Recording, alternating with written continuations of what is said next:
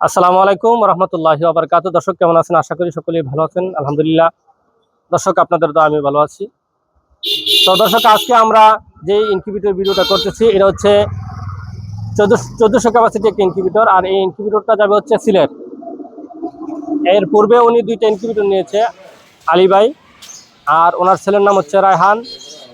ছাতক সুনামগঞ্জ থেকে এই ইনকিউবেটরটা অর্ডার করেছে। তো আজকে আমরা এই মেশিনটা ডেলিভারি করতে যাচ্ছি। আর এটার ভিতরে যেই ফ্রেমটা, এটা হচ্ছে এই যে এই ফ্রেমটা 1400 ক্যাপাসিটি ইনকিউবেটর আপনারা দেখতেছেন, এই ফ্রেমটা হচ্ছে এটা।